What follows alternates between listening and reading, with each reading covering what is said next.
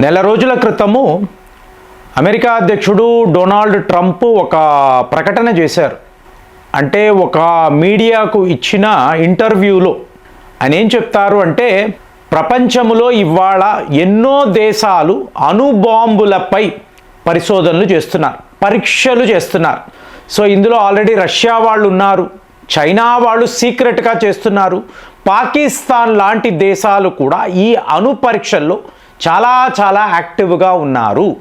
So ఈయన ఇలాంటి statement ఇచ్చినప్పుడు యావత్ ప్రపంచము ఎందుకైనా ఇప్పుడు మాట్లాడుతున్నారంటే, అమెరికా కూడా అణు అస్త్రాలపై పరీక్షలు చెయ్యబోతుంది. ఇప్పుడు ఏంటండి వీళ్ళకి పోయే కాలం ఏమిటి? సో ఆల్రెడీ ఒక అణు అస్త్రము ఉంటేనే మనం హిరోషిమా నాగసాకి 2 బాంబులు చూసాం. ఇప్పుడు మళ్ళీ ఎందుకు ఈ పరీక్షలు? అవసరము ఏమిటి అంటే, మనిషి యొక్క ఈ బుద్ధి ఉంది చూసారా, ఈ బుర్ర ఎన్నెన్ని రకాలుగా ఆలోచిస్తుంది అంటే, వీళ్ళకి ఎవరితోనూ పని లేదు. అంటే ఈ భూమాత సర్వనాశనం అయిపోయినా కూడా మా పవర్, మా అధికారం, మా పెత్తనం, మా డామినేషన్ ఇది ఉండాలి. సో ఇప్పుడు వీళ్ళు ఏం మాట్లాడుతున్నారు అంటే, ప్రాజెక్ట్ సీల్ 1944లో ఈ ప్రాజెక్ట్ మొదలయ్యిందండి. మళ్ళీ ఇప్పుడు రివైవ్ చేస్తున్నారు. ఎందుకు? ఆధిపత్య పోరు.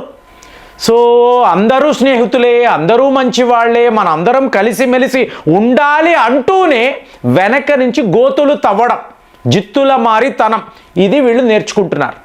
సో ఇప్పుడు ఈ ప్రాజెక్ట్ సీల్ అంటే ఏమిటి?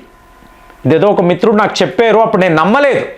2004లో ఇండోనేషియాలో సునామీ వచ్చినప్పుడు ఇది నిజంగా రాలేదండి, మీకు ఒక అణు అస్త్రాన్ని వీళ్ళు వాడారు, ఒక అగ్నిపర్వతము పేలినట్టుగా వీళ్ళు ఒక సినారియోను క్రియేట్ చేశారు.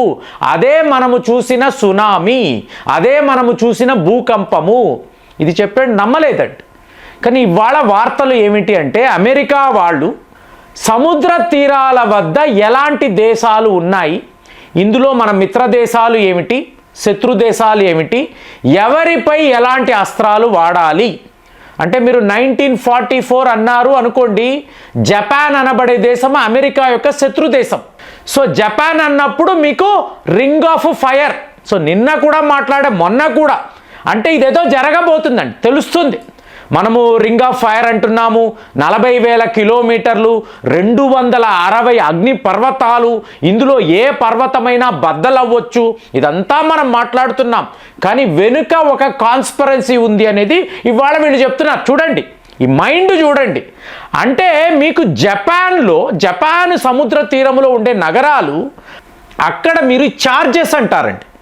ఇప్పుడు మీరు అమెరికా వాడు చైనా మీద నిఘా పెట్టడానికి మన హిమాలయాల్లో నందాదేవి పర్వతం మీద ఇలాంటి ఒక ఛార్జర్ని పెట్టాడు, ఒక బ్యాటరీని పెట్టాడు. తరువాత మీకు మంచు తుఫాను రావడము, ఇది కప్పబడిపోవడము, ఎక్కడ మీకు ఇది ఉందో ఇవాళ వరకు ఎవరికీ తెలియదు. కాబట్టే నందాదేవి వద్ద రేడియేషన్, ఇవన్నీ మనం మాట్లాడాం కదా. సో ఎంతోమంది మాట్లాడారు కదా. అలాంటిది ఒకవేళ ఈ చార్జెస్ వీళ్ళు ఎలా చెప్తున్నారు అంటే, ఎక్కడెక్కడ సముద్రంలో అనువైన ప్రాంతాలు ఉన్నాయో, అంటే అమెరికా, న్యూజిలాండ్ కలిసి మీకు ఆక్లాండ్ యూనివర్సిటీలో ఉండే పరిశోధకులు వాళ్ళ ఐడియా. సో సముద్రము అడుగున ఇలాంటి అణుబాంబులు పెట్టడం, చార్జర్స్ పెట్టడం, సో ఒక పెద్ద బ్లాస్ట్ను సృష్టించడం. ఇది పేలిన తరువాత మీకు జపాన్ యొక్క ఈ నగరాలు, సముద్ర తీరాలలో ఉండే నగరాలు, సో వాటి మీద ఒక పెద్ద సునామీ, ఎంత ఏకంగా 12 మీటర్లు అండి, అడుగులు కాదు, 12 మీటర్ల సునామీ అలలు వచ్చి ఆ నగరాన్ని ముంచేయడం.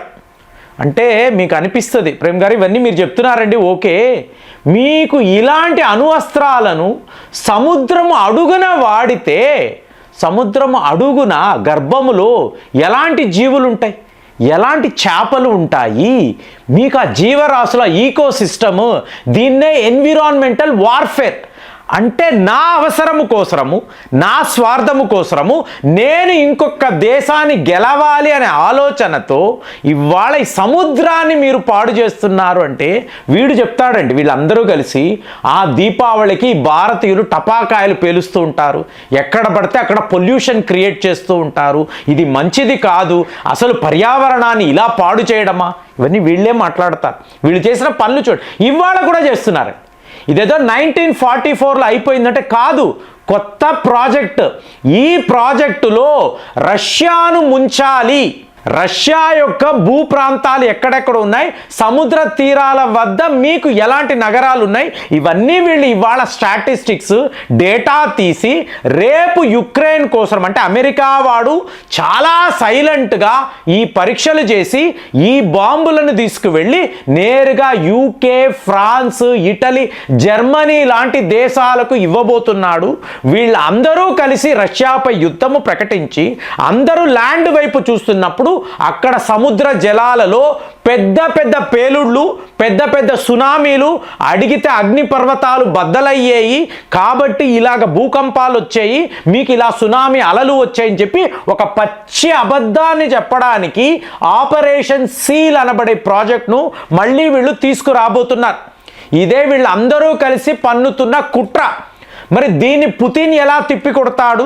రష్యా వాళ్ళు మరి వాళ్ళేం తక్కువ తినరు కదండి. అమెరికా వాడు ఇలా ఆలోచిస్తే వాళ్ళు ఆల్రెడీ యాక్షన్లో ఉంటారు. మరి ఇప్పుడు ఒకవేళ రష్యా వాళ్ళు వీళ్ళకి తెలియదా 1944లో ప్రాజెక్ట్ అన్నప్పుడు మీకు అమెరికా, న్యూజిలాండ్ లాంటి దేశాలు ఇలాంటి పరిశోధనలు చేశారన్నప్పుడు రష్యా వాళ్ళ వద్ద డేటా ఉంటుంది కదా.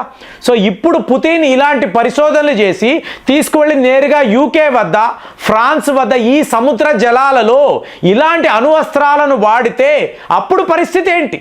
అంతకు ముందే కుదురుతుంటే రష్యా చాలా పెద్ద దేశం అండి. మీరు ఎన్ని సముద్ర తీరాలను వెతుకుతారు? ఇవన్నీ మీకు ఒక యూకే అన్నామంటే యూపీ అంతే కదా. సో మీకు చిన్నాభిన్నమైపోతుంది. ఇదంతా మీరు చూసారనుకోండి, అమెరికా వాడి డ్రామాని చూడండి. ఈ పరిశోధనలు ఏది కూడా వాడు అమెరికాలో చేయడు. అదే మీరు గమనించాలి. ఎక్కడైనా కూడా చూడండి, యుద్ధం అంటాడు, అమెరికాలో యుద్ధం ఉండదండి. వాళ్ళు కొట్టుకు చేస్తూ ఉంటారు, కావలసిన డబ్బు ఆయుధాలు ఇస్తాడు, దానికి బిల్డింగ్ తయారు చేస్తాడు, నువ్వు ఇంత కట్టాలి అంటాడు. కట్టలేకపోయావా, నీ భూములు ఏమిటి, నీ ఆస్తులు ఏమిటి, నీ బానిసత్వం, నువ్వు నాకు బానిసమైపో. ఇది అమెరికా వాడి ప్లానింగ్. ఇప్పుడు నేను మాట్లాడుతున్న ప్రాజెక్ట్ సీల్ మీకు న్యూజిలాండ్లోని ఆక్లాండ్ అనబడే నగరము వద్దే, అక్కడ ఉండే సముద్రము వద్దే 3000 పరీక్షలండి. నమ్ముతారా? 3000 పరీక్షలు సముద్రములో. మళ్ళీ చెప్తున్నాను, ఈకో సిస్టమ్ ఏమవుతుంది? నీ స్వార్థం ఆ భూమినే డెస్ట్రాయ్ చేసే చార్జర్స్, బ్యాటరీస్, మీకు ఇలా పేలుడు పదార్థాలను వీళ్ళు వాడి ఫైనల్గా అవసరము వచ్చినప్పుడు, అంటే ఇది 1960s వచ్చేటప్పటికి పెద్దగా యుద్ధము లేదండి, ఓన్లీ కోల్డ్ వారే. డైరెక్ట్గా అమెరికాకు సోవియట్ యూనియన్ మధ్య యుద్ధము లేదు. కాబట్టి అప్పుడు అవసరం వస్తుంది, ఎవరి మీద వాడాలో మనము వాడదాం. మరి జపాన్ కూడా లొంగిపోయింది కదా. సో అప్పట్లో జపాన్ అంటే చాలా పవర్ఫుల్ కంట్రీ, వాళ్ళ మీద వాడాలని ఇన్ని పరిశోధనలు చేశారు. జపాన్ లొంగిపోయింది. ఇవాళ జపాన్ చాలా ఒక సాఫ్ట్ పవర్. మరి తక్కిన దేశాలు ఒక వెనిజులా మీద ఇంతంత పెద్ద బాంబులు, అణువస్త్రాలు వాడలేరు కదా. ఫైనల్గా వీళ్ళ ఆలోచన ఏమిటి? వీటిని తీసుకువెళ్ళి ఇజ్రాయెల్ వైపు ఇచ్చారు అనుకోండి, మిడిల్ ఈస్ట్ అంతా పూర్తిగా వీళ్ళకి లొంగిపోతుంది. అది మీరు ఒక రెడ్ సీ అనొచ్చు, బ్లాక్ సీ అనొచ్చు, మెడిటరేనియన్ సీ అనొచ్చు. సో ఇక్కడ వీటిని మోహరిస్తే అప్పుడు ఈ అరబ్ దేశాలంతా కూడా ఇజ్రాయెల్ బానిసలు అయిపోయే అవకాశం. ఇది కూడా అమెరికా యొక్క ఆప్షన్లో ఉంటుంది. ఎందుకంటే గ్రేటర్ ఇజ్రాయెల్ అనేది వీళ్ళ డ్రీమ్ కదా, వీళ్ళ విజన్ కదా. అలాగే మీకు ఇస్లామిక్ తీవ్రవాదం అనే దానికి ఇలాంటి ఒక భయాన్ని క్రియేట్ చేశారు అనుకోండి, అప్పుడు కూడా ఈ పరిస్థితి ఉంటుంది. ఎటు వచ్చి మీరు భారత్ను చూశారు అనుకోండి, ఎన్నో నగరాలు సముద్ర తీరాల్లోనే ఉన్నాయి. ఈ అమెరికా వాడు అటు చేసి ఇటు చేసి ఫైనల్గా పాకిస్తాన్ లాంటి దేశానికి ఇలాంటి అస్త్రాలు ఇచ్చాడు అనుకోండి, మనం ఎంత హై అలర్ట్లో ఉండాలి? భారత్కి ఎంత ప్రమాదం కాబట్టే ఈ వీడియోలో ఈ విషయాలన్నీ మాట్లాడుతున్నాను. మరి ఇవాళ ఈ విషయంపై మోదీ గారు రష్యాతో మాట్లాడి ఒకవేళ ఇలా అమెరికా వాడు చేస్తే మనము ఏం చెయ్యాలి, ఇదంతా చూసామంటే కనెక్టింగ్ ద డాట్స్ అనేది మనం అనుకోవాలా, అమెరికా వాడి కుట్రను మనం ఎలా చూడాలి, ఇది చాలా చాలా ప్రమాదం కదా. మీకేమనిపిస్తుంది కామెంట్స్లో రాయండి. మళ్ళీ వచ్చే వీడియోలో కలుద్దాం. జై హింద్.